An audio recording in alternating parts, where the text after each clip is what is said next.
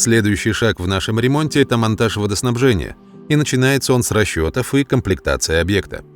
Внимательно изучив технические характеристики изделий и рекомендации производителя, начинаем комплектовать объект. Внутреннюю инженерию закупаю только у официальных дилеров. В данном случае собираю застенные модули, трубы водоснабжения, фитинги и профиля от компании ТЦ. После закупки начинаю сборку узла ввода. Узел стараюсь сделать не только надежным, но и эстетичным. Для этого приходится покататься по Москве. Почему? Ну, смотрите, можно установить бронзовый фитинг желтый, что, собственно, большинство мастеров и делает, а можно такой же, только в хроме. Оба не отличаются по качеству, но в плане эстетики разница существенна, тем более, что основные компоненты узла – это фаровская хромированная арматура. Так вот, не всегда и не везде хромированные качественные комплектующие есть в наличии. Нужно искать, собирать по магазинам, и на это уходит немало времени.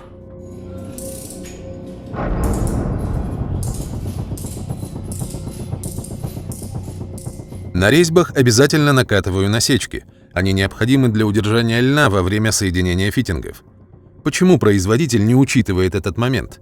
Говорят, что рассчитано на герметизацию анаэробом. Я считаю, что такое соединение не всегда уместно. Например, одна из комплектующих узла ввода вышла из строя или на полвитка докрутить надо. Естественно, легче и быстрее перекрутить льняное соединение, нежели анаэроб. И стоит отметить, что оба варианта одинаково надежны, если, конечно, все грамотно делать, а то ведь и лен можно в обратную сторону намотать. С анаэробом также нужно уметь работать. Чуть позже подробно разберем этот момент. В общем, узел ввода, да и вообще все резьбовые соединения, которые в доступе для обслуживания, я собираю на лен. Все, что вне зоны обслуживания – анаэробный герметик жесткой фиксации.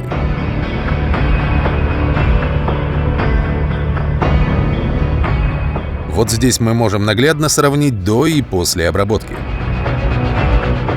Ну а теперь все это дело пакуем льном и собираем.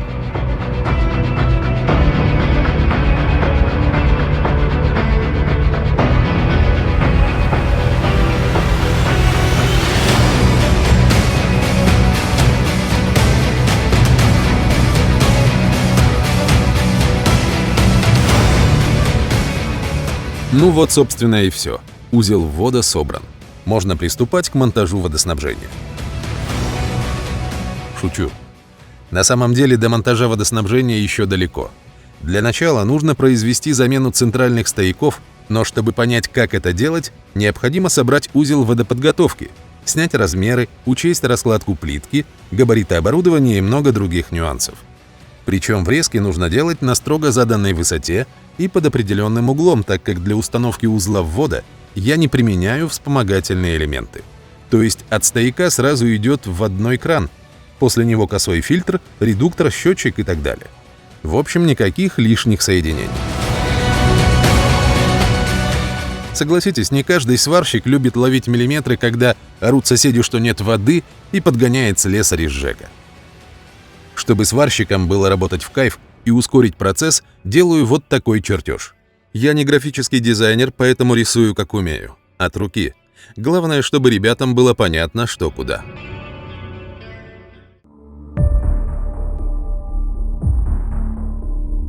И вот только сейчас, когда уже точно знаем расположение узла ввода, можно производить замену стояков.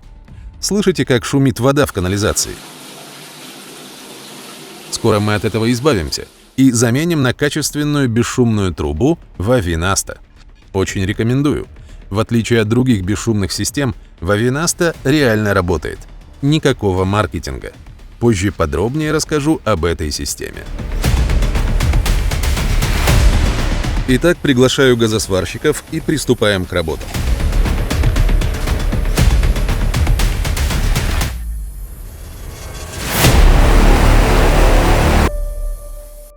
А сейчас несколько слов об материале для стояков ГВС и ХВС. Почему металл, а не полипропилен? Да потому что это разные материалы, и у них разное линейное удлинение. Чтобы перейти с металла на полипропилен, необходимо установить резьбовой фитинг, который является потенциально опасным соединением.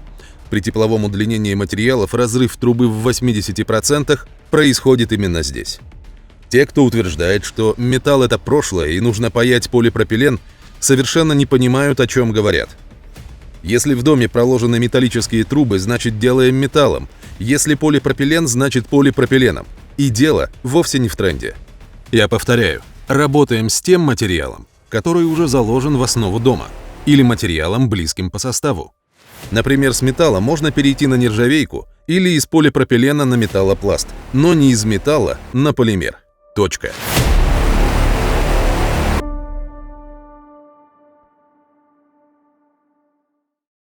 Теперь переходим к разметке стен для прокладки сантехнических коммуникаций.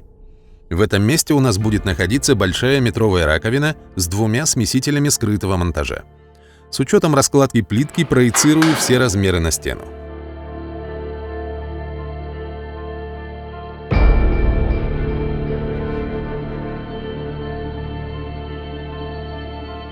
Чтобы было проще определиться с высотой установки раковины и смесителей, фиксирую их к стене. Произведя расчеты, выяснилось, что смесители можно установить по краю шва плитки. Разумеется, такая установка будет наиболее правильной, поэтому сразу же ставлю финальные метки.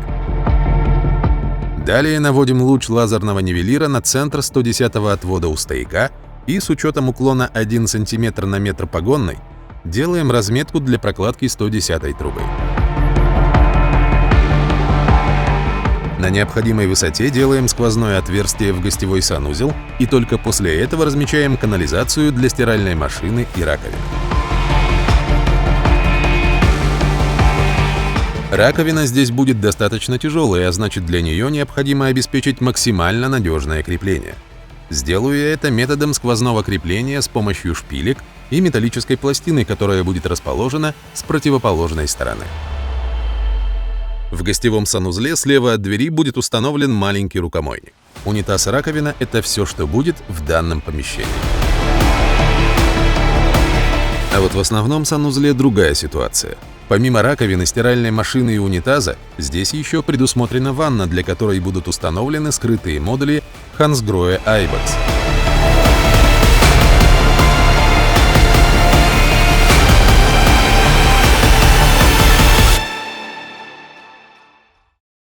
На этой стене будет полотенцесушитель. Да, водяной, не электрический. Чуть позже я поделюсь своим мнением на этот счет. Перед тем, как резать стены и прокладывать трубы, хочу убедиться, будет ли работать полотенцесушитель. Для этого временно устанавливаю его на предполагаемое место и подсоединяю к стоякам 20-ми гибкими шлангами. Включение началось сразу с неприятностей. На кране Маевского пошла течь. Причина – неправильно подобрана прокладка или неточная фрезеровка посадочного места. Да, не критично, но первые впечатления уже испорчены. Не стану называть имя бренда, оно не стоит вашего внимания.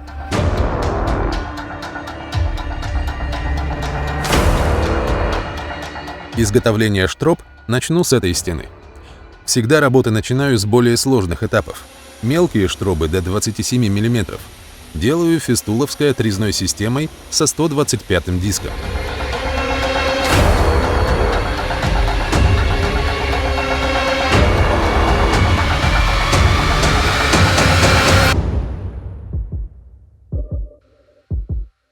Там, где нужно поглубже, в ход идет 230-й диск. Затем режем стены под коммуникации для раковины и стиральной машины. Почему отрезная система, а не штроборез? Потому что так удобнее. Здесь есть смотровое окошко, и я вижу линию реза. Также можно регулировать глубину реза. Короче говоря, фистуловская УШМ-ка в паре с насадкой DCC AG125 превращаются в многофункциональное устройство погружного типа, которое я использую для любых задач, от стандартных операций УШМ до раскроя крупноформатной плитки.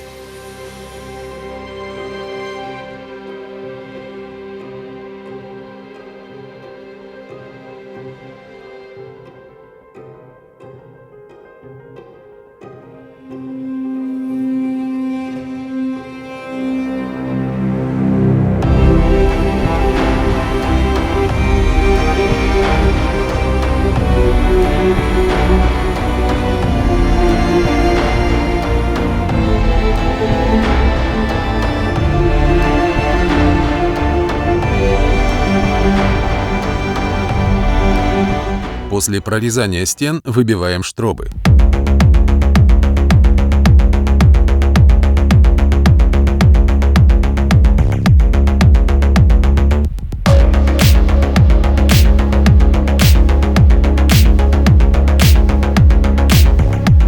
Считаю, что штроба длиной 100 см и глубиной 50 мм, из которых бетон прорезается 35 мм, не сможет нарушить несущую способность стены.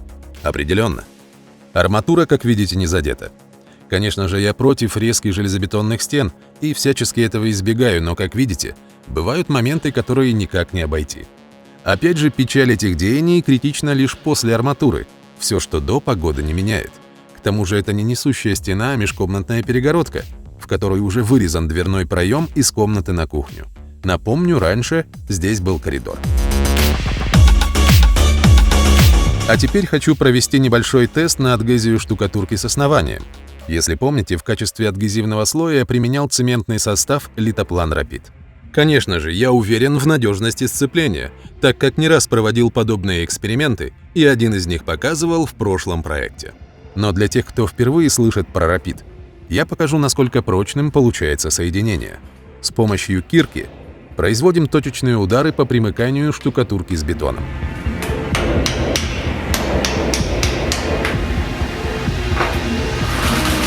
Как видите, отслоение штукатурки не произошло. Скалывается либо сама штукатурка, либо бетон. Это наглядно показывает надежность соединения штукатурки с основанием, что крайне необходимо перед облицовкой плитки.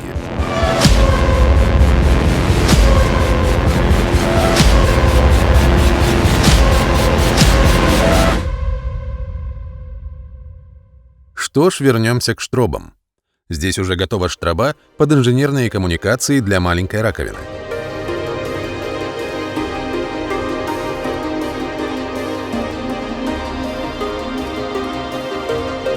Здесь у нас будет большая керамическая раковина с двумя смесителями.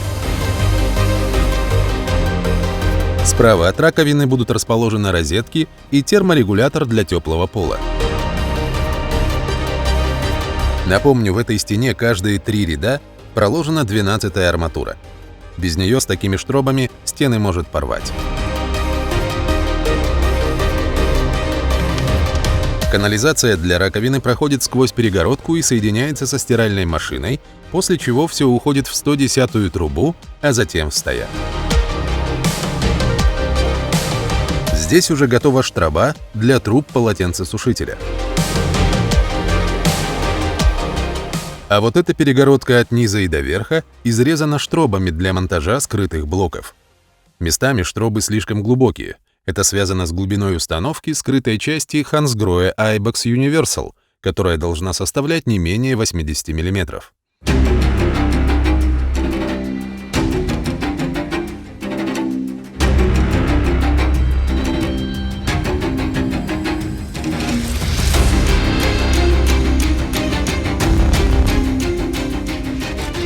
Есть еще один очень важный момент.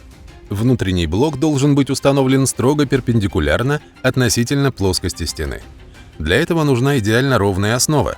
Но откуда ей взяться, если штробы такой глубины изготавливаются вручную? Решаю я этот вопрос следующим образом. Из трубчатого профиля и металлической пластины делаю вот такую малку, где пластину креплю в 80 мм от профиля. Далее затворяю цементную смесь и произвожу выправку основания. Лучше всего использовать прочную и быстро твердеющую смесь. В моем случае это цементный состав Litoplane Rapid. Наносится достаточно легко, имеет отличную адгезию, прочный.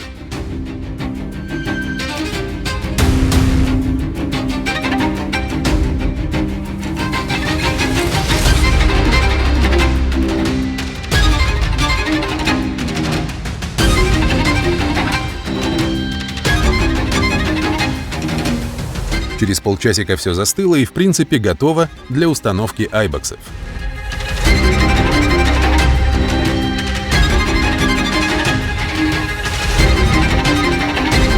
Как видите, верхняя и нижняя часть имеют одинаковую глубину, что нам и нужно было сделать. Скрытая часть для смесителя не исключение. Она также должна быть установлена строго перпендикулярно и на определенной глубине. Здесь уже изготавливаю малку глубиной 50 мм и точно так же формирую основу под скрытый модуль.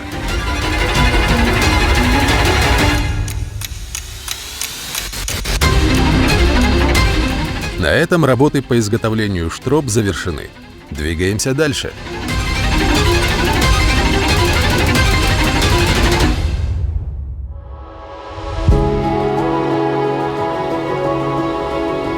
Следующий этап наших работ – это цинкование стояков водоснабжения.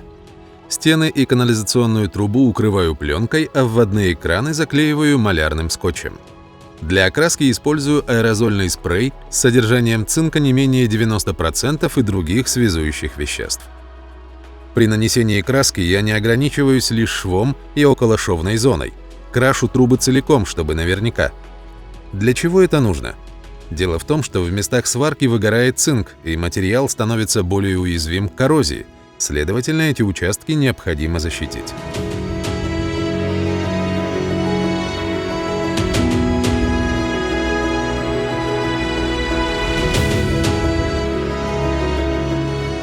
Не могу не затронуть тему замены стояков в плите перекрытия. Да, здесь также необходимо менять участок трубы, но только если к этим участкам будет обеспечен доступ. Разумеется, ставим в известность, но, как ни странно, все очень охотно берут на себя ответственность. Видимо, не приходилось еще соседям ремонт переделывать. В пример могу привести объект, где я менял 14 стояков в одной квартире. Этажом ниже соседи обеспечили доступ к стоякам, так как еще не успели сделать ремонт, а вот сверху напрочь отказались от этих мероприятий, так как заложили стояки газоблоком и облицевали плиткой.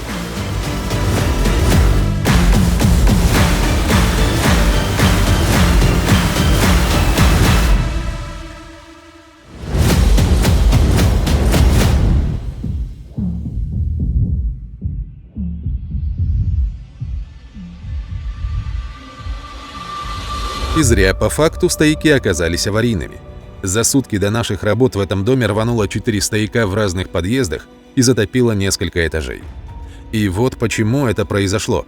Здесь можете видеть, что труба уже расслоилась. Застройщик использовал самый дешевый материал без гарантий и сертификатов.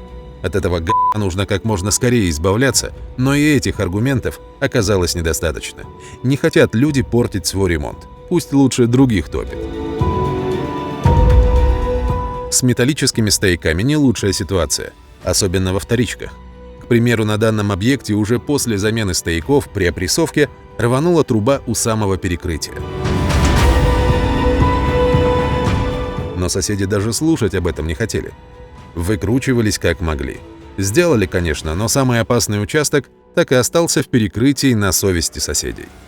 Можно говорить все, что угодно, но факт остается фактом. И ладно панелька, но что если рванет в доме бизнес или премиум-класса? Там люди десятки миллионов вкладывают в ремонты. Готовы делать ремонт за свой счет. Теперь понимаете, почему не всегда получается заменить участок трубы в перекрытии? Отлично. На этом и поставим точку.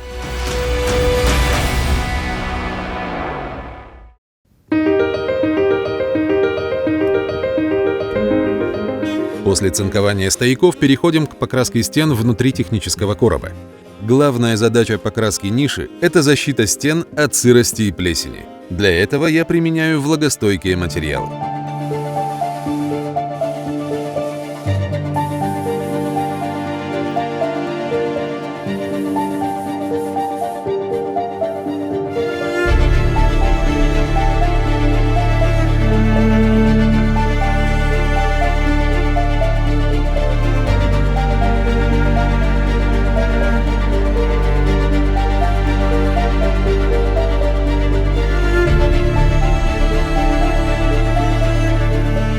Ну и, конечно же, краска придаст более опрятный чистый вид.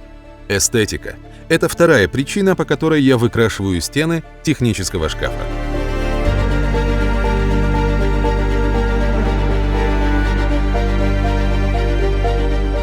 Согласитесь, гораздо приятнее наблюдать чистоту и порядок, открыв дверцу люка, чем вот такой трэш.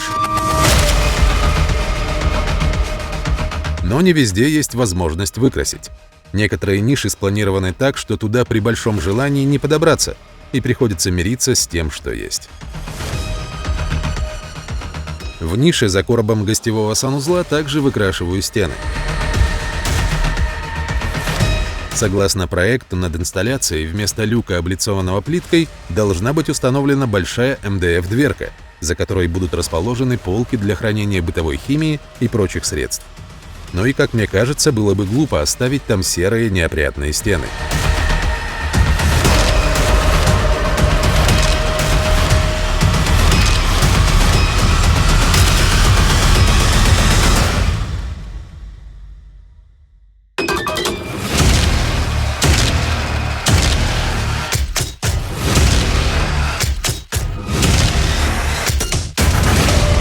После шпатлевки и покраски стен пыльных работ в санузле уже не предвидится. Можно начинать грунтовку.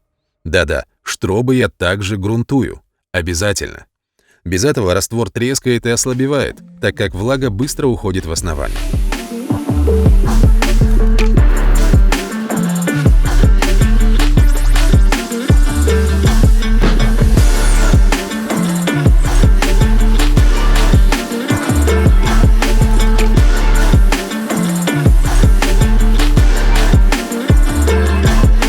Что ж, со штробами закончили, все готово для прокладки коммуникаций. Этим мы сейчас и займемся.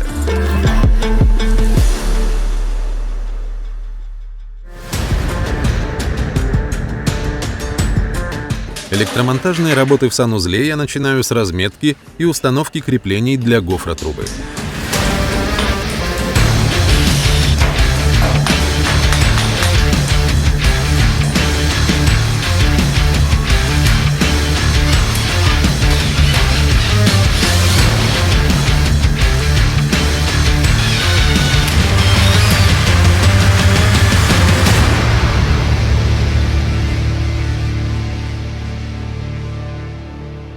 Далее раскидываю проводку к потребителям.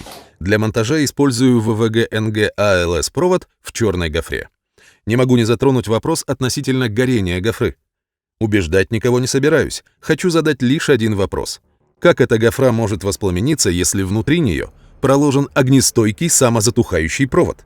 Если только от внешнего воздействия при температуре 650 градусов, а это уже настоящий пожар, после которого в ванной не останется ничего живого. Капает и распространяет горение? Тьфу, блин. А натяжной потолок капает при горении? А двери и мебель распространяют горение? А может тогда и трубы водоснабжения и канализации заменить на металл, ведь они также горят? Ну бред же. Эти нормы больше актуальны для промышленных или торговых зданий, где прокладываются широкие километровые шлейфы, и они действительно могут усугубить ситуацию при пожаре. Бывает, в квартире широкие двухуровневые шлейфы получаются. А здесь что? От силы 30 погонных метров. Да еще и во влажном помещении. В данном случае гофра монтируется для удобства прокладки кабеля и его защиты от механических повреждений.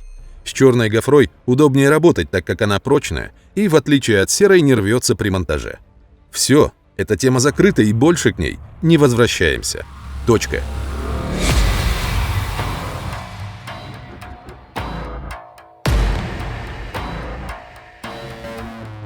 Кабеля маркирую и подвожу к щитку. Так гораздо удобнее и экономится время. Щиток временный. По завершению ремонта электромонтажные работы в квартире будут возобновлены. Напомню, здесь уже были произведены работы сторонними мастерами. Большая часть ПВС-проводки идет транзитом через санузел к щитку, и сделать с этим уже ничего нельзя, если только демонтировать и все переделать. После прокладки кабелей в ранее изготовленные отверстия устанавливаю стаканы для розеток, терморегулятора теплого пола и стиральной машины. Подрозетники устанавливаю на литоплан Rapid. Пожалуй, самое оптимальное время схватывания раствора для подобных работ, что-то между алебастром и ротбандом. Согласитесь, алебастр слишком быстро схватывается, а чтобы застыла гипсовая штукатурка, нужно долго ждать, не менее 45 минут. А здесь 20 минут и готово. И этого времени предостаточно для неспешной установки подрозетников.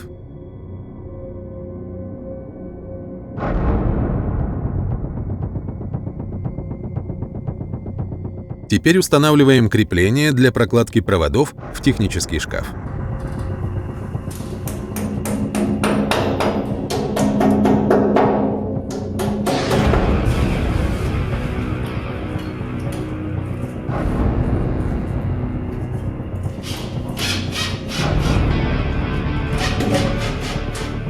Распаечные коробки здесь установлены только для заземления и подключения радиореле для света. Да, управление светом здесь будет беспроводное. Начинаю с проводки для заземления.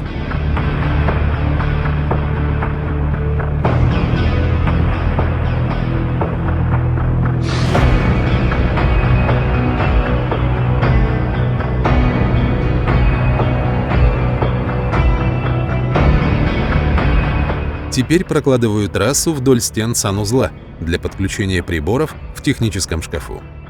Через центр потолка принципиально не протягивал кабель, так как эта площадь нужна для установки линейных светильников.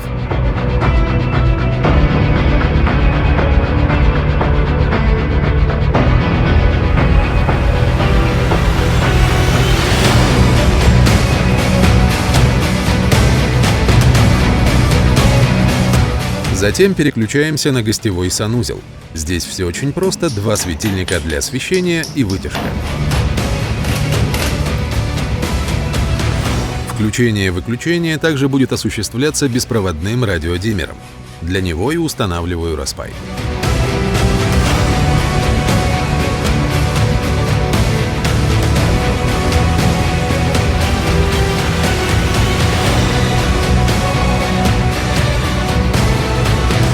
Теперь возвращаемся в основной санузел. Здесь практически все готово, осталось только законнектить свет, защиту протечки воды и уравнивание потенциала. Начну с коробки уравнивания потенциалов. Далее куб. Сюда подведены отдельные провода розеток и бытовой техники санузла. Вся проводка соединяется через шину и подключается к земле с отдельно выделенным контуром. Хочу отметить, заземление берется не от ноля на розетке, а от выделенного для дома контура. Современное оборудование при включении в электросеть переходит под опасный потенциал. В случае аварии он переходит на корпус приборов и может поразить током. Для предотвращения таких ситуаций как раз необходимо заземлять потребители. Стояки ГВС и ХВС также заземляем. Теперь устанавливаем блок управления системой защиты протечек воды «Гидролок». За долгие годы использования недостатков не обнаружено. Нареканий со стороны заказчиков по эксплуатации также не было. Кстати, «Гидролок» — один из первых, кто появился на рынке. Лет 14 я их точно помню.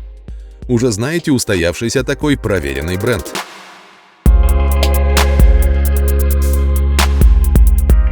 Над блоком управления монтируем радиореле для датчиков. Это пока сырой монтаж, без подключения к сервоприводам и датчикам протечки воды. Этим я займусь после установки узла водоподготовки и сантехнических приборов. По ходу дела устанавливаем проточный водонагреватель и подключаем его к электросети. Мощность нагревателя 7,5 кВт.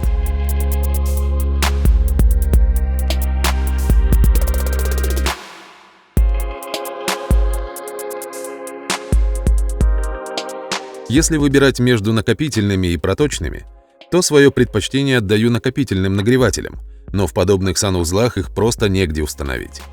Места в техническом шкафу хватает только для этой прожорливой мелочи.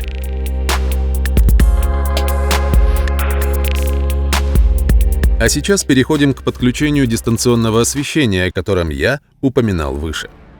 Система работает путем передачи радиосигнала частотой 868 МГц через радиодиммер, который устанавливается в распаечной коробке.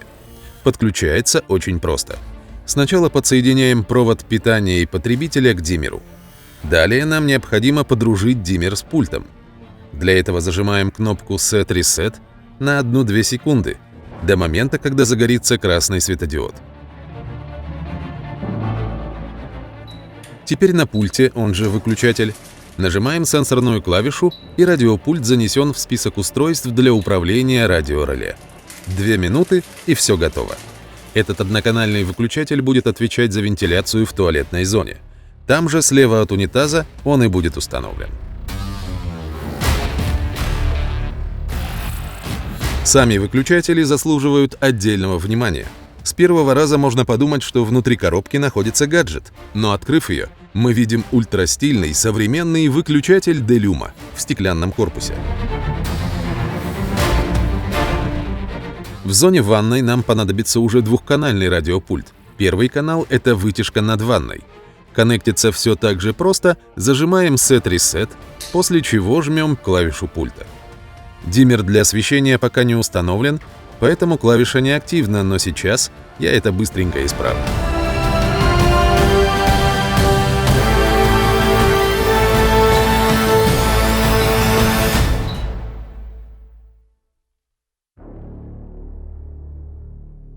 Все, готово. Электромонтажные работы здесь завершены.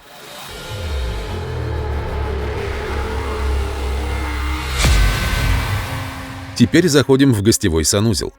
Свет и вытяжка здесь выведены на один диммер, то есть вытяжка будет включаться вместе со светом одноклавишным выключателем. Таково пожелание заказчика. В чем прелесть беспроводной системы Делюма? Во-первых, для ее монтажа не нужно монтировать электропроводку и устанавливать подрозетники. Иными словами, про пыльную штрабежку можно забыть. Прям мечта электриков. И заказчик денежку экономит. Во-вторых, это мобильность. Выключатели можно установить уже после ремонта в любое место удобным для вас способом. Хоть на двусторонний скотч, хоть на дюбеля с саморезами. Мне больше нравится первый вариант. Сигнал, как видите, хороший, поэтому удаленность для выключателя не проблема. На этом объекте я тестил на закрытом балконе, это где-то порядка 15 метров от диммера. Сигнал доходил, все работало.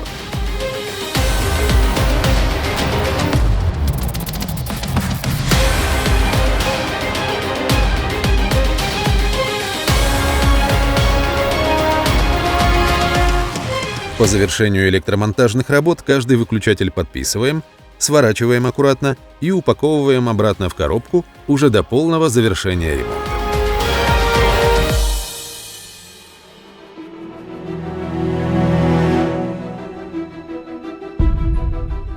Следующий этап наших работ – это монтаж водоснабжения и канализации. Начинаю я его с крепления канализационного стояка. Почему крепление устанавливается только сейчас?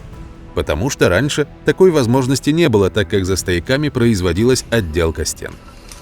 Для крепления трубы использую металлические скобы, хомуты и шпильки. 2 таких креплений для одного стояка хватит за глаза. Важный момент.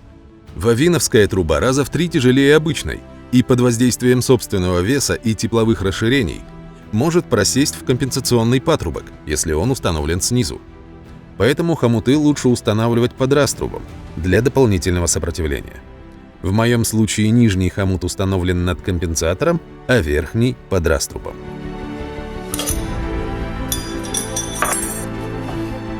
При установке креплений выставляю трубу по уровню.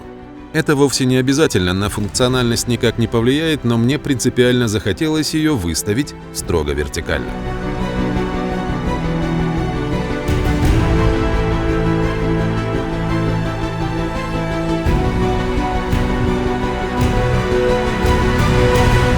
Далее устанавливаем теплоизоляцию на стояки горячего и холодного водоснабжения. Теплоизол фиксирую нейлоновыми стяжками.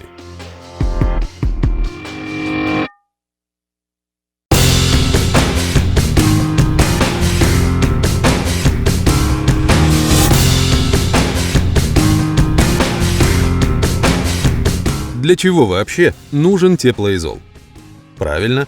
Он предотвращает появление конденсата на трубах, а следовательно образование коррозии и сырости внутри технического шкафа. Для этого достаточно лишь разграничить стояки ГВС и ХВС. Считаю, что в данном случае склейка абсолютно никаких преимуществ не дает.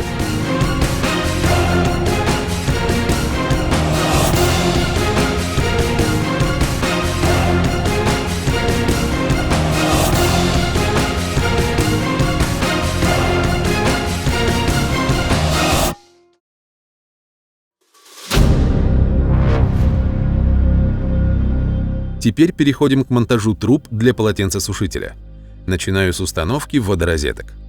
Для водоснабжения на данном объекте буду использовать металлополимерную трубу TC Flex с системой аксиальной запрессовки фитингов.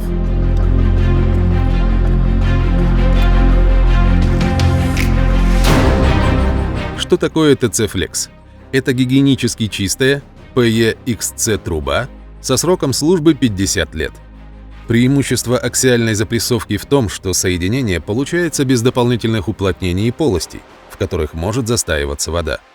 Уплотнением в данной системе является сама труба, что гарантирует стопроцентное качество соединения.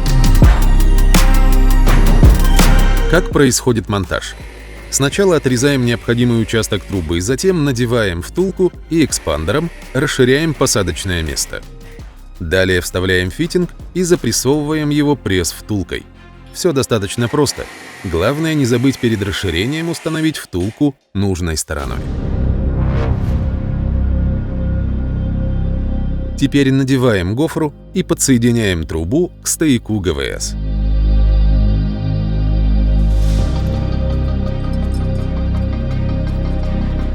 После этого прессуем водорозетку. Не нужно контролировать усилия натяжки. Просто жмем на кнопку, а инструмент сам остановит работу, когда втулка достигнет бортиков фитинга. И самое главное, мы получаем максимально надежное соединение. Его можно подвергать нагрузкам сразу же после монтажа.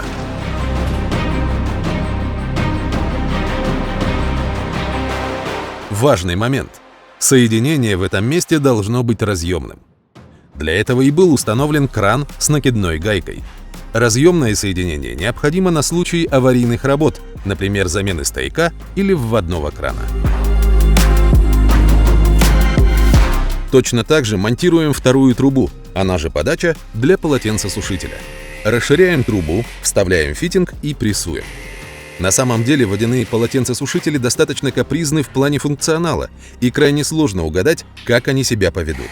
Поэтому лучше всего проверить работоспособность еще до заделки штроп, что я, собственно, и сделал.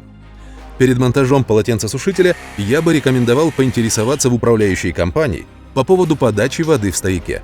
От этого во многом зависит функциональность полотенцесушителя. Дело в том, что каждый изгиб на полотенцесушителе – это сопротивление, которое гасит давление, а из-за низкого давления не только полотенцесушитель плохо греет, но и коррозируются врезки под вводными кранами. Да, как вы поняли, водяной полотенчик нужно еще заставить работать, поэтому я бы рекомендовал все-таки электрический. С ним проблем вообще никаких, хоть на потолок цепляй, работать будет. Электричество немного мотает, по дизайну также проблем нет, выбор огромный. Относительно отгнивания резьб на врезках могу сказать следующее. Чтобы этого не происходило, вода должна постоянно циркулировать по этим врезкам. Нельзя просто закрыть краны и забыть. В тупиковых участках собирается шлам и ржавчина, которая как раз и съедает металл изнутри. В электрокоррозию или разрушительный состав воды я плохо верю. Если нет возможности сразу установить полотенчик, закольцуйте краны чем угодно, лишь бы водичка гуляла. После установки водорозеток корректирую прямой угол в вертикальном и горизонтальном направлении. Это нужно для корректного примыкания прокладки в месте соединения с полотенцесушителем.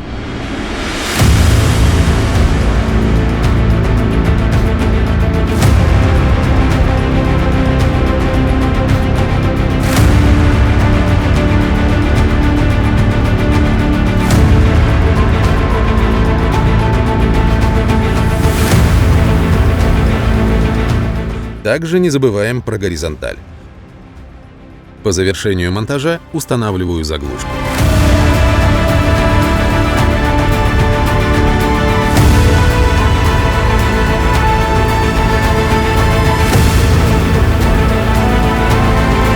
Затем подаю давление и оставляю уже до момента заделки штроп. Как раз будет время понаблюдать за соединениями.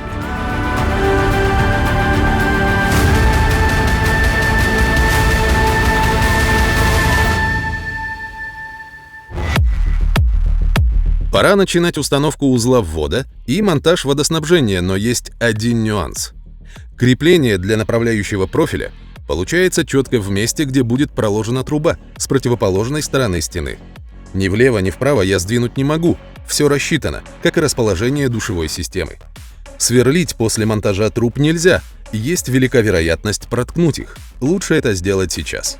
Выставляем направляющий профиль по отвесу, отмечаю и насверливаю отверстие под дюбеля.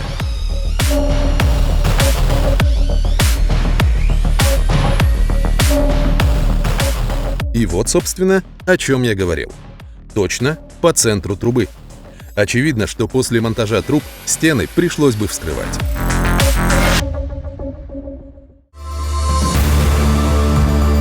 Вот теперь можно заняться водоснабжением.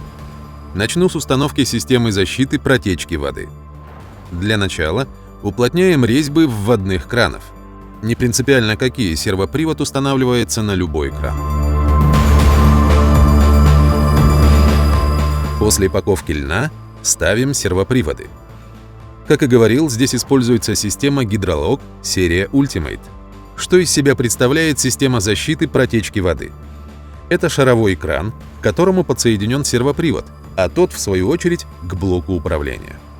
В случае протечки воды датчик, который находится в аварийном месте, подает сигнал в блок управления, а тот приводит в действие сервоприводы. Таким образом, краны перекрывают подачу воды и нейтрализуют аварию. Сам блок управления был ранее установлен и запитан к сети. Сейчас только подключаем сервоприводы и коннектим один датчик, чтобы проверить систему. Остальные датчики подключим на этапе финишной установки сантехники.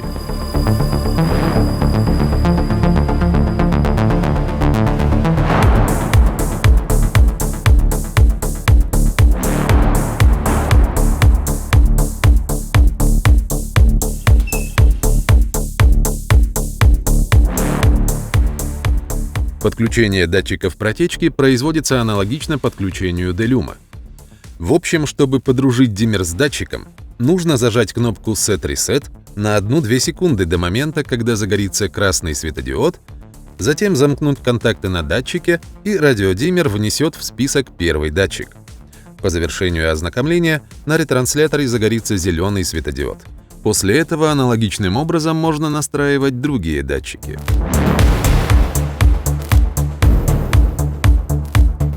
Переходим к установке узла водоподготовки. Узел ввода был собран еще на этапе проектирования до газосварочных работ. Теперь остается только установить и закрепить его. Буду изготавливать крепление. Для этого ставлю часть узла на место и делаю фактические замеры. Узел получился достаточно тяжелый, и закрепить его нужно максимально надежно. Крепление буду делать из силового профиля ТЦ.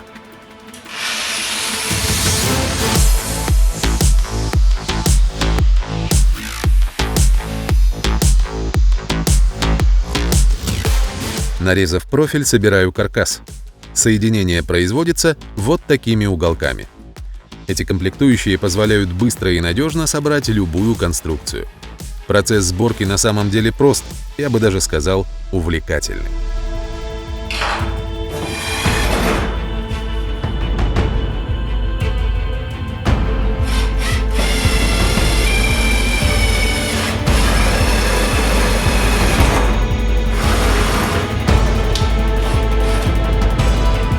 Теперь, когда каркас готов, делаю разметку и приступаю к его монтажу.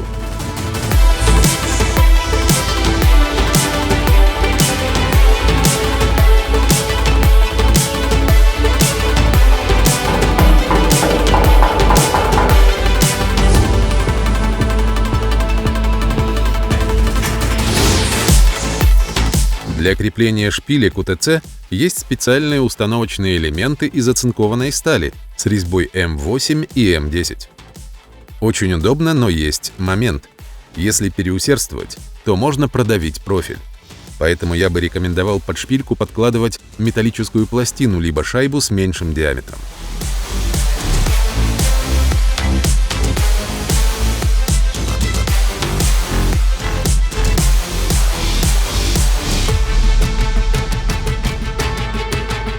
Вот и все. Крепление для коллекторов готово. Результат превзошел мои ожидания. Получилось и надежно, и красиво.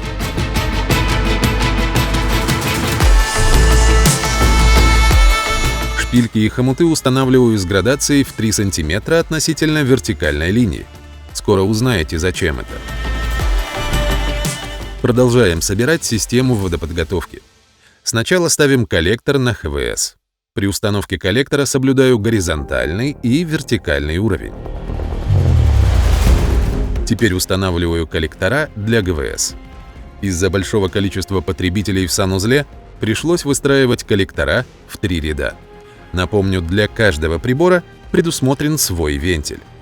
Переходники, которые вы видите на отводах коллекторов, заняли свое место неспроста.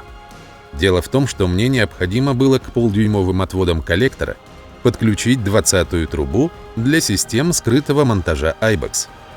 У производителей нет фитинга с накидной гайкой 1/2 на 20. Сделать эстетичное подключение 20-й трубы к 1/2 концовке коллектора без применения сторонних фитингов весьма проблематично. Поэтому я приобрел 3/4 коллектора с метрической резьбой на концовках и поставил фаровские переходники с трубной резьбой 1/2 и 3/4. У метрики внутреннее сечение больше, чем у стандартного полудюймового отвода, даже с учетом переходника. Плюс ко всему на переходнике гораздо толще уплотнение, что очень хорошо для накидной гайки. Таким образом, я решил сразу 3 вопроса. Увеличил внутренний диаметр концовок, а значит и пропускную способность. Обеспечил надежное соединение накидных гаек за счет их толщины и реализовал эстетичное подключение к трубам.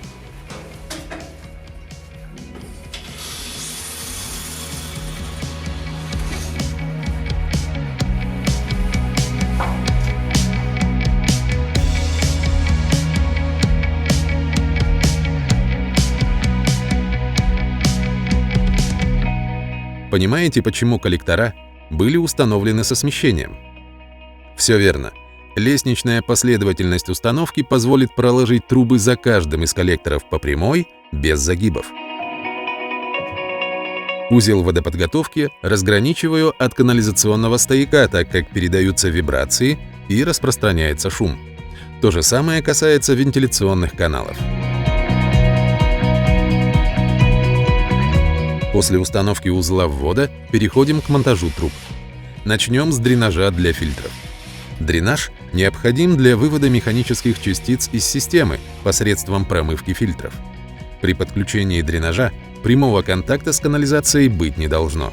Такое соединение не является гигиеничным. Поэтому слив делаю через сухой сифон HEPA с разрывом струи над воронкой. Мало кто знает, но HEPA также принадлежит компании Vavin. На данном проекте используется бесшумная канализация этого бренда. Она сейчас перед вами. Слышно что-то? А можно еще сравнить с тем, что было до. Чувствуете разницу? Шумоизоляция достигается за счет толщины стенок и плотности материала, а также эластичных добавок в структуре полипропилена Астоплан, которые поглощают акустические вибрации. У трубы диаметром 110 мм толщина стенки 5,3 мм при плотности в 1,9 кг на кубический дециметр. Данная система превосходит чугун в плане шумопоглощения, при этом значительно меньше вес и проще в монтаже. Чтобы исключить разбрызгивание воды, сливной фитинг выставляю четко по центру воронки.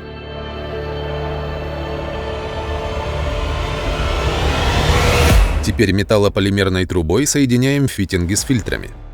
Фильтры должны быть съемными для обслуживания, поэтому соединение производится исключительно через накидную гайку.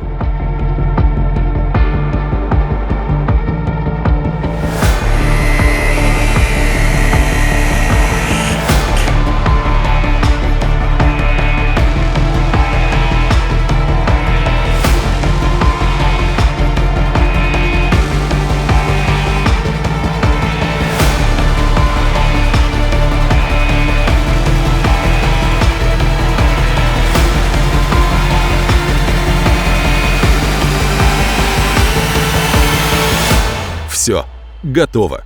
Теперь смотрим, как это работает. На самом деле все очень просто. Открываем кран на фильтре и под напором спускаем воду. Фильтра сами промываются, на то они и самопромывные. Если сетка фильтра сильно засорилась, можно промыть обратным потоком воды, для этого здесь предусмотрена перемычка. То есть холодной водой мы промываем горячий фильтр, а горячий — холодный. Но нужно закрыть соответствующий кран на стояке, чтобы не передавливало.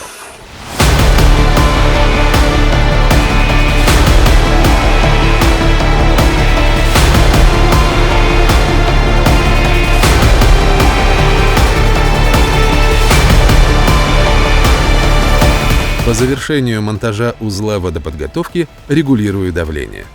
По умолчанию в стояках мы имеем 6 бар. Производители бытовой техники и прочих сантехнических предметов рекомендуют 3 бара. По моему мнению, 3 все же маловато, особенно для тропического душа, который предполагается в нашей ванной комнате. В общем, на редукторе скручиваю давление с 6 до 4 бар.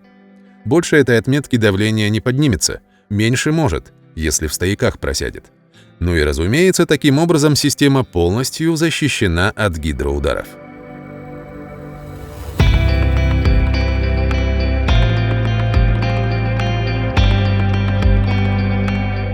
Что ж, начало положено.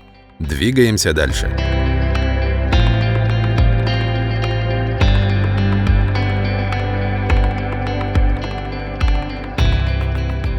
А сейчас я займусь сборкой боксов Hansgrohe Ibex Universal для душевой системы, а также скрытых модулей для смесителей. Собирать буду на анаэробный клей-герметик. Многие думают, что работать с анаэробом гораздо легче, нежели со льном.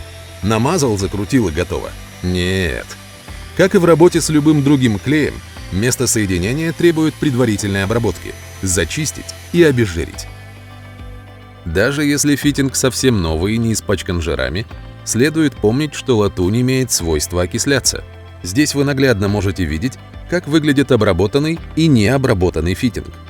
Как думаете, какой из них лучше склеится? Резьба на скрытых модулях не исключение. Зачистка производится на обеих соединяемых деталях.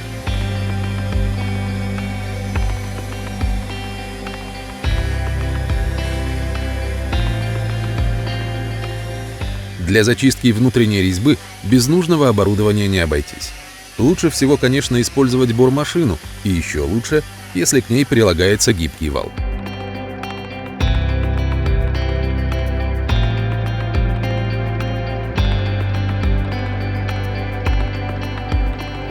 После зачистки обезжириваем резьбы.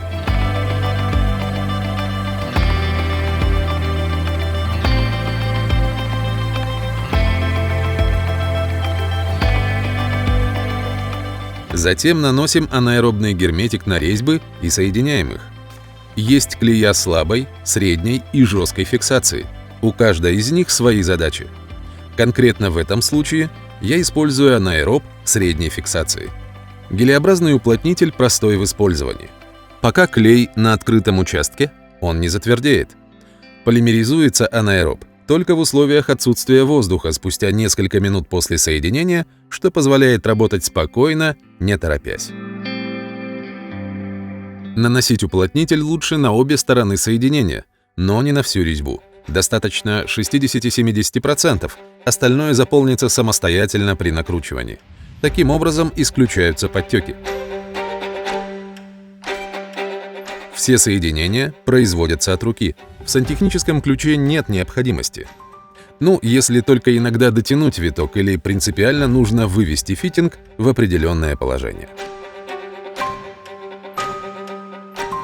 Я уже рассказывал вам, что анаэробный герметик использую только для скрытых соединений. Все, что в зоне доступа – лен. Скрытые модули Hansgrohe идут под замуровку в стену и будут находиться вне зоны обслуживания. И здесь как раз будет правильным применить анаэроб.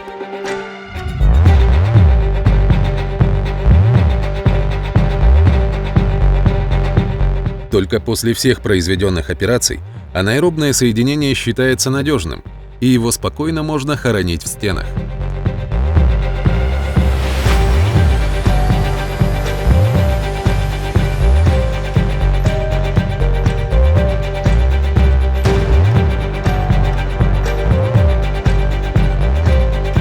Переходим к установке модулей. Скрытые части для смесителей Hansgrohe выставляю строго по уровню. Установку произвожу строго по ранее заданным отметкам. Ловлю каждый миллиметр. Напомню, отражатель смесителя должен совпасть с плиточным швом. Да, это не окончательная установка, так как еще будут монтироваться трубы, и модули нужно будет снимать. Но для того, чтобы все совпало, скрытые части сейчас должны быть установлены по финальным отметкам.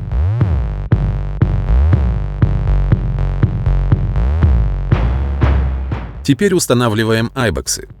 Ранее подготовленная основа не предвещает никаких неожиданностей в монтаже. Все четко. Единственный нюанс – это толщина стенки в месте установки модуля. После изготовления штроп здесь осталось всего 40 мм, и в такой толщине мне нужно зафиксировать айбокс, не просверлив стену насквозь. С противоположной стороны у нас красота, не хотелось бы ее испортить. В общем, решаю этот момент металлическим дюбелем для газоблока 35 на 6 мм. Благо, сделал заранее чуть глубже и подтянул рапидом. Основа получилась прочная и крепление надежное. Опять же, это временное крепление. После заделки штроп оно потеряет смысл. Перед монтажом труб водоснабжения водорозетки также должны быть на месте. Этим я сейчас и займусь. Из стандартной монтажной планки делаю две одинарные.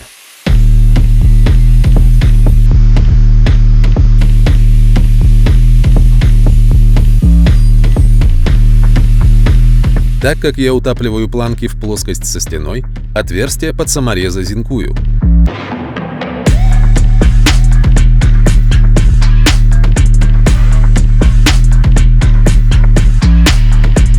Теперь устанавливаем их на место. Для чего планки заштробливать в плоскость со стеной? Во-первых, для удобства укладки плитки. Во-вторых, таким образом я задаю нужную глубину и вывожу водорозетку в плоскость с плитой. Если его оставить внутри, то в случае протечки вода будет уходить под кафель.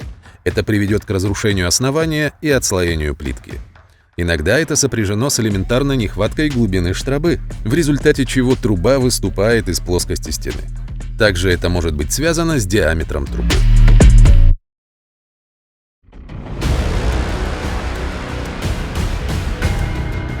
Что ж, все выверено и распределено по своим местам. Теперь можно начинать монтаж труб водоснабжения и канализации. Первым делом прокладываю трубы для проточного водонагревателя. При монтаже водонагревателя я не привязываюсь конкретно к одному потребителю, а подаю воду из нагревателя в распределительный коллектор. Таким образом, во время планового отключения ГВС заказчик сможет воспользоваться любым из потребителей в ванной или на кухне.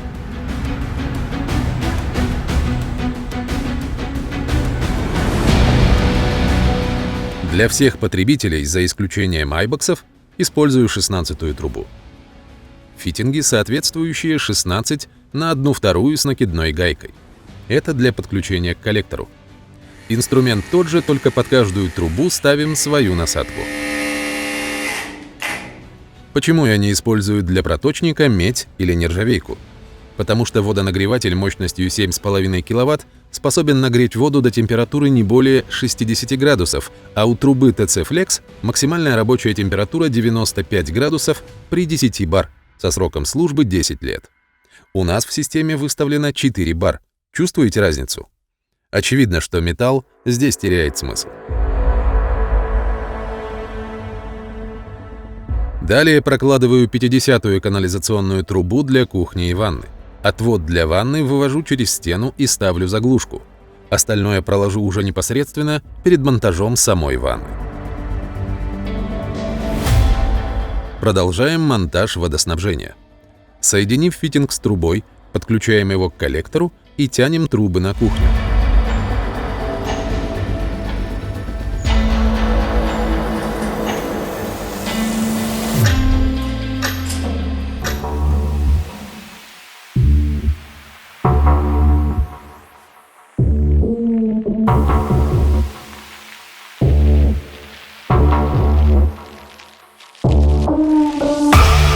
Из потребителей у нас на кухне холодное и горячее водоснабжение для раковины, а также посудомоечной машинки. Стена будет обшиваться гипсокартоном со слоем шумоизоляции, поэтому трубы пустил поверх стен. После зашивки они встанут в одну плоскость с гипсом.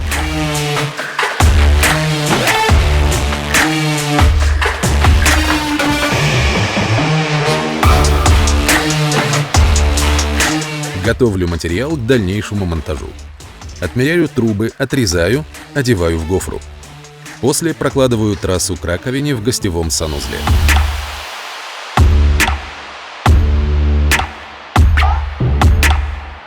Теперь прокладываю 110-ю канализационную трубу. От нее пойдет 40-я для стиральной машины, а также раковина гостевого и основного санузла. Здесь также решили проложить Вавин Аста. Ну логично же. Зачем потом деньги тратить на шумоизоляцию короба, если можно сразу уложить шумопоглощающую трубу? Тут даже сравнивать нечего. Шумоизоляционные материалы и работа обойдется гораздо дороже, нежели эта труба. В техническом шкафу за инсталляцией предусматриваю крепление для труб водоснабжения и канализации.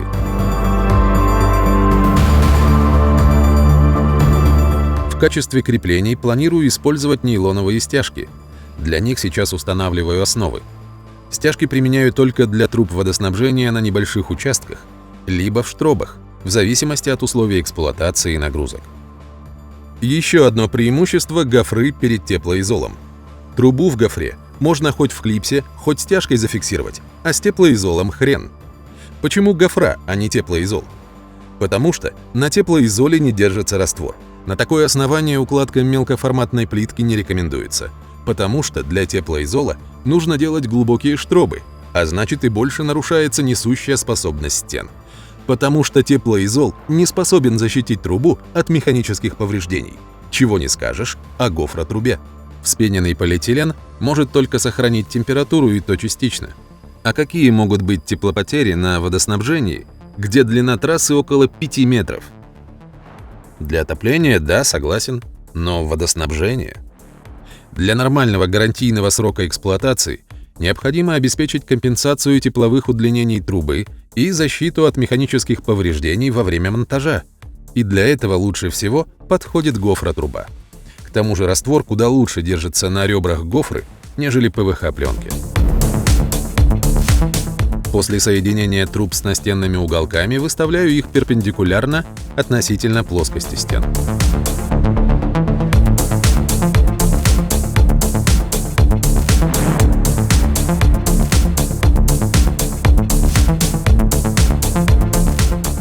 Затем устанавливаю заглушки. Они нужны для опрессовки системы. Также заглушки предотвратят попадание раствора внутрь во время заделки штроб. Итак, трубы водоснабжения для раковины на месте. Осталось проложить канализационную трубу, но сделаю я это только после монтажа трубы ХВС для инсталляции.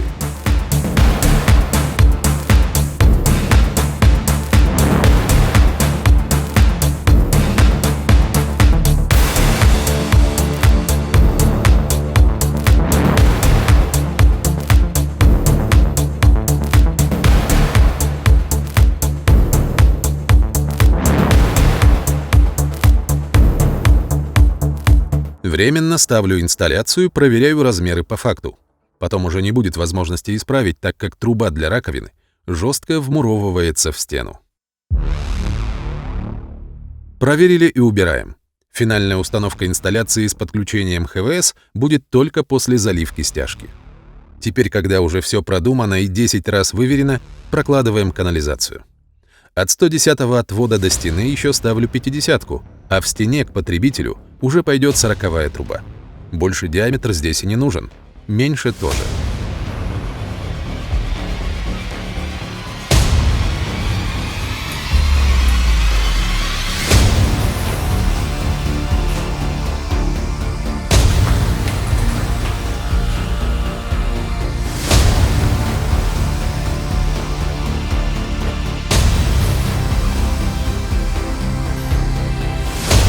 Что касается отвода в 90 градусов, то на тупиковых участках при переходе с вертикальной трубы я допускаю такой вариант.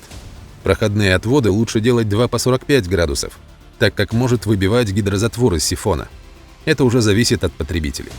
На горизонтальных участках также лучше ставить 2 по 45 градусов.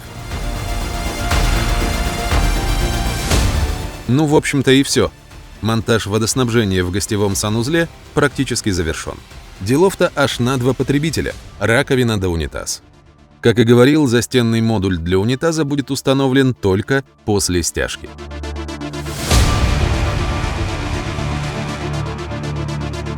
А сейчас соберем крепеж для раковины. За основу использую вот такую металлическую шину, длина около метра. К ней креплю 4 шпильки, с обеих сторон затягиваю гайками.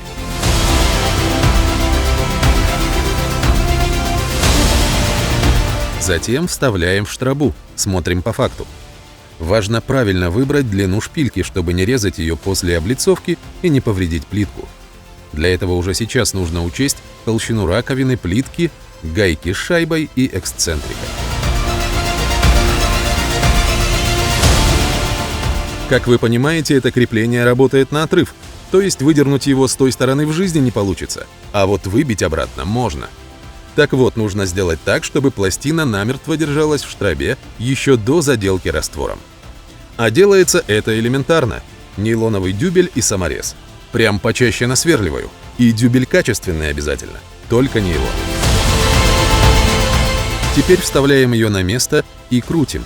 Создаем самый надежный крепеж в этом санузле. Такое мощное крепление обусловлено большим весом метровой керамической раковины и пористой структурой газоблока. На мой взгляд, это лучший способ крепежа для газоблочных стен.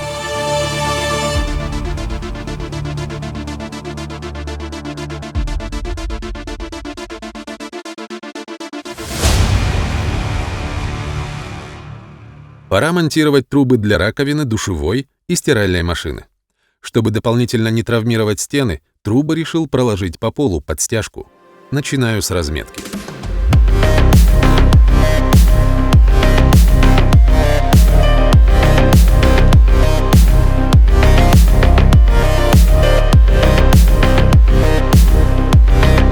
Теперь грунтую пол. После полимеризации грунтовка закрепит разметку. Без нее вся эта писанина просто разотрется по полу.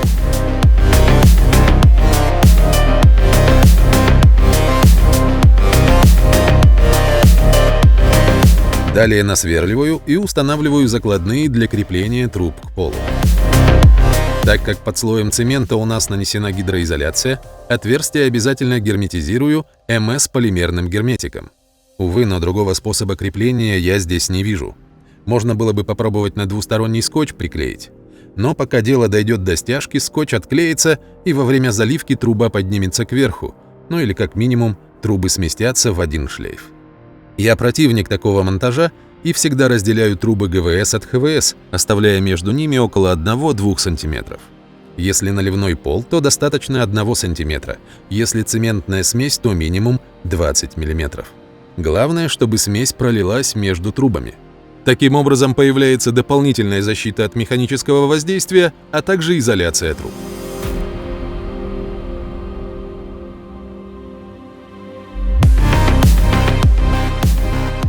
Теперь приступаем к укладке труб и подключению скрытых блоков Hansgrohe Ibex Universal. Пока делаю заготовки для стационарного и съемного душа. При подключении модули достаю из штроб, и в этот момент соединяем все потребители душевой системы. Надеюсь, поняли, что я имею в виду? Запрессовать соединение можно только когда модуль вне стены, потому что в штрабу элементарно не подлезть инструментом, но перед этим необходимо подготовить трубы. Если кто не понял, сейчас увидите, как это делается.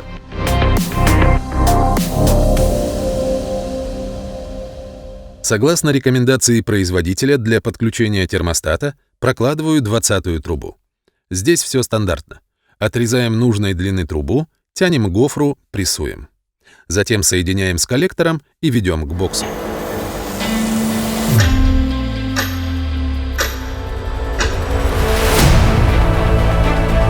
После прокладываем трубу холодного водоснабжения и подключаем к термостату.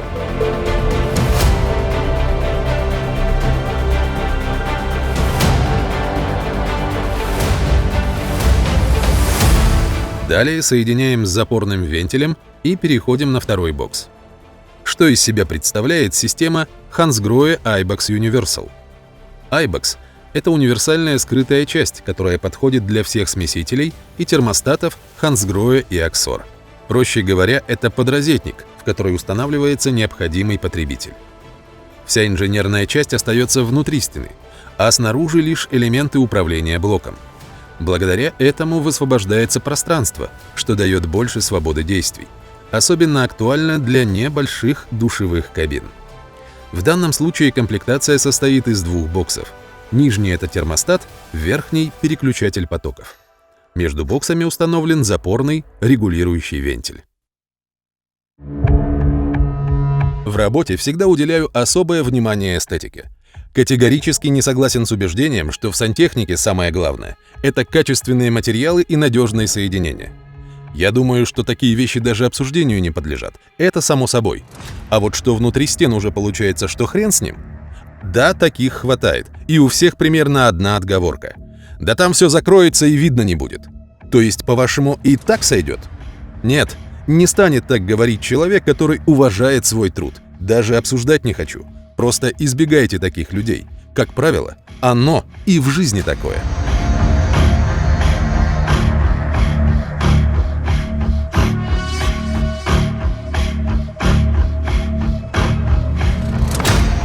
Ладно, вернемся к душевой системе, объясню, что тут и для чего.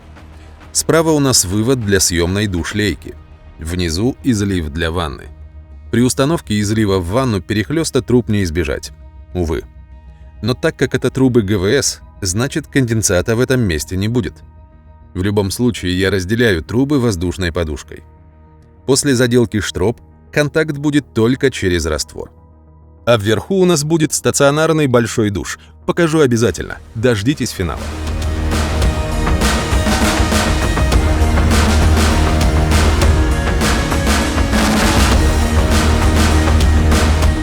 При подключении термостата очень важно выполнить правильное подключение горячего и холодного водоснабжения.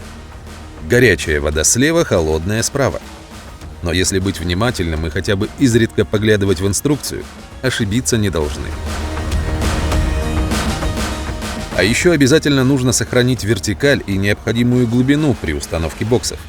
Для этого я и выводил плоскость внутри штробы. Ранее показывал, как это сделать.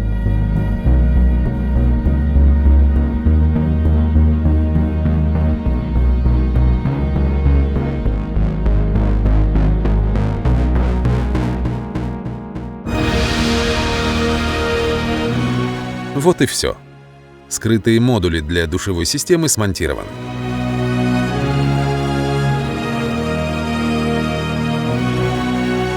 После айбоксов переходим к монтажу труб водоснабжения для раковины.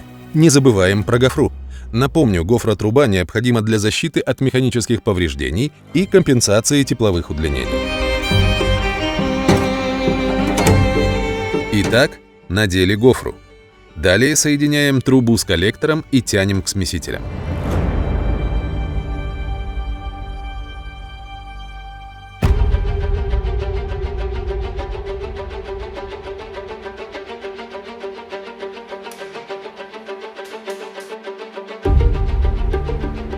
Здесь у нас также вся инженерная часть в стенах. Снаружи остаются только красивые элементы управления. С одной стороны скрытой части будет расположен излив, с другой — ручка для управления напором и температурой воды. Как происходит монтаж? Для начала необходимо закрепить смесители в чистовой размер, что я, собственно, и сделал. После этого подводим трубы к смесителю, пока без подключения. Сначала один смеситель. Теперь тянем трубы водоснабжения ко второму смесителю. После установки отводов соединяем короткий участок трубы со смесителем. Ничего сверхсложного. Главное точно рассчитать. Выше я уже рассказывал, что смесители должны быть установлены с учетом раскладки плитки, где край отражателя должен совпасть с плиточным швом. При этом соблюдаем рекомендуемую высоту установки для комфортного пользования приборами.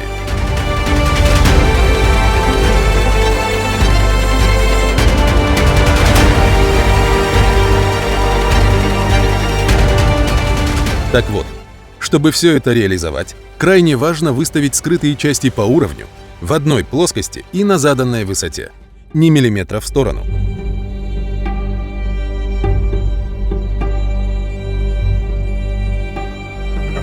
Здесь также важно не перепутать места подключения ГВС и ХВС. Если излив будет установлен слева, значит горячая вода сверху. Если излив справа, значит подключаем ГВС сбоку.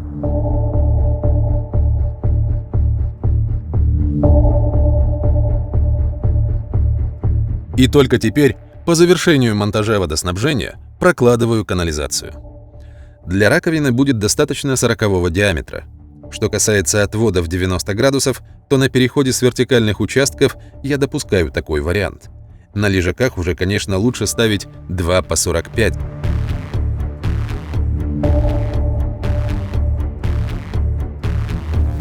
Перехлёсты с канализацией в данном случае также неизбежны. Можно было пустить водоснабжение по стенам, но тогда пришлось бы здорово покромсать стены. И главное, чего ради? Короче говоря, это самый оптимальный вариант.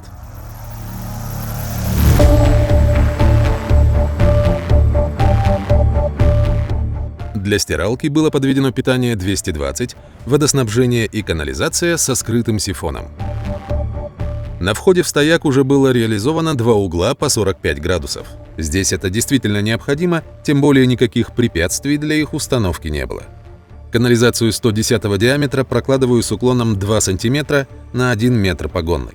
Эти нормативы прописаны в СНИП 02040185. Для наглядности кидаю горизонтальный луч лазерного построителя.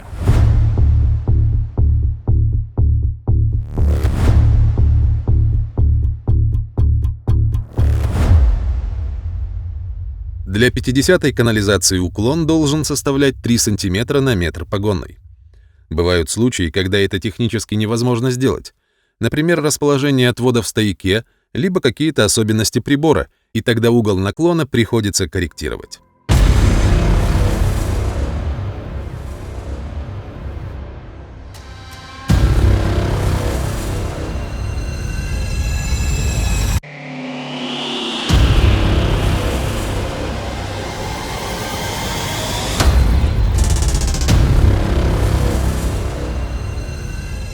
Собственно, вот таким образом происходит монтаж водоснабжения.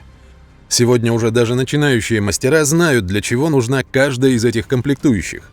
Но тем не менее, некоторые так называемые «мастера» продолжают утверждать, что все это – развод лоха на бабки. Вот, раньше без этого обходились, и все было нормально. Но так раньше и скрытых систем не было, и техники современной, и металлополимерных труб. Железом разводку делали и мучились всю жизнь от коррозии, извести, перепадов давления и температуры. Один только гидролог чего стоит. Раньше вот рванет труба под раковиной и все, привет, соседи. А сегодня мы этого лишены и спим спокойно. Чтобы много не рассказывать, просто покажу, как это работает. Так как смесителей еще нет, показываю на примере фильтров. Просто представьте, что это под напором шланги смесителя. А теперь представим, что этот датчик находится под ними на полу. В случае протечки вода замыкает контакты, и датчик сообщает о проблеме. Смотрим, как это происходит. Достаточно мокрыми пальцами сомкнуть контакты, и сигнал пошел. Смотрим дальше. Как видите, я даже не прикоснулся ни к чему, кроме самого датчика. Тот отдал команду, и приводы все сделали сами. Мне остается только перезагрузить блок управления.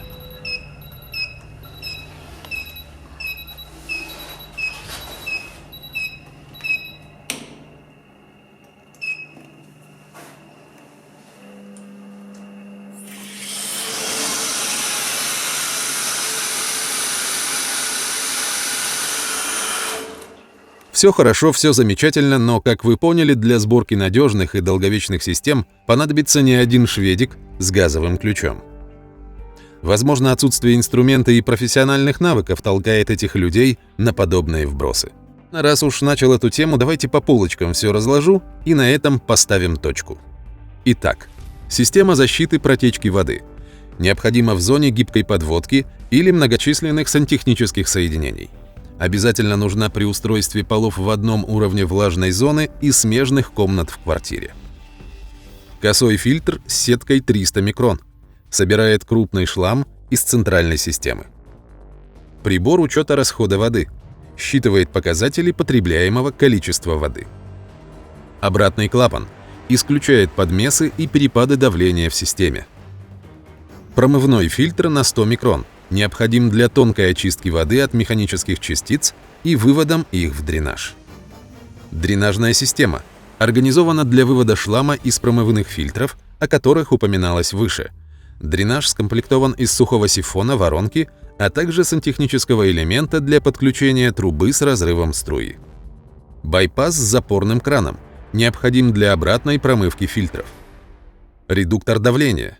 Поддерживает стабильное давление и защищает систему от гидроударов. Компенсатор гидроударов. Нормализует статическое и динамическое давление в системе водоснабжения. Проточный водонагреватель. Предназначен для нагрева воды во время планового отключения горячего водоснабжения. Распределительный коллектор. Выравнивает давление и температуру, а также позволяет производить скрытый монтаж труб без лишних соединений. Что ж, с комплектующими узла ввода разобрались. Надеюсь, теперь понятно, для чего нужна каждая из этих деталей. Отлично, тогда двигаемся дальше.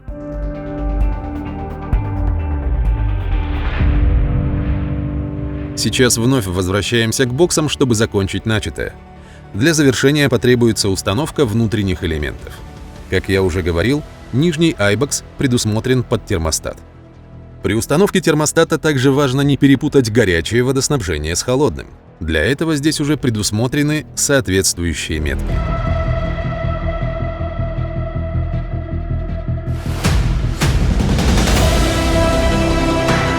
Верхний модуль предусматривает установку переключателя потоков Shower Select на 3 потребителя. В нашем случае это излив в ванну, стационарный душ и съемная душ-лейка. С системой Shower Select всего лишь одним нажатием на клавишу можно переключиться на нужный вам потребитель.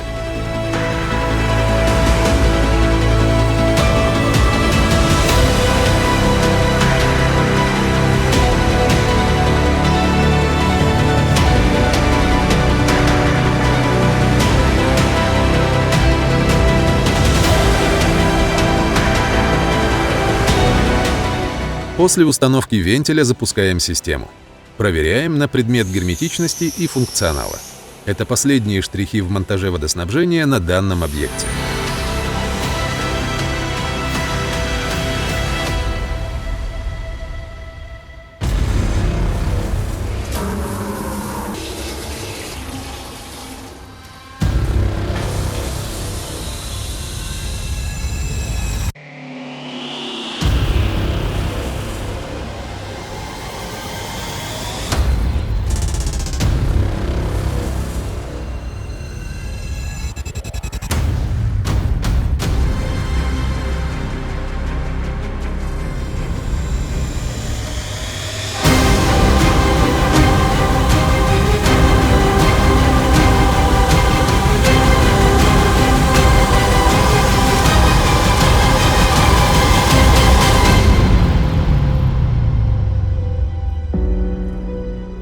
И в завершении хочу обратиться к заказчикам. Как видите, качественный монтаж требует не только определенных навыков, но и временных затрат. Поэтому запасайтесь терпением. Также хочу напомнить, что я работаю только в нежилых квартирах. Проживание заказчиков или присутствие сторонних мастеров на объекте исключено. Причина проста.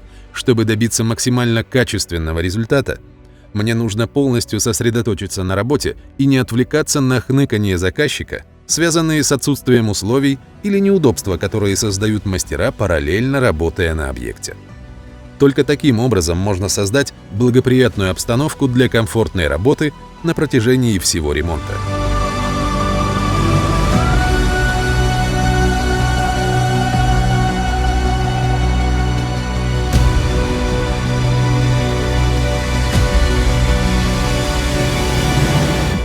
По завершению работ оформляю для заказчика дополнительную расширенную гарантию 10 лет и страховку с возмещением убытков 500 000 евро.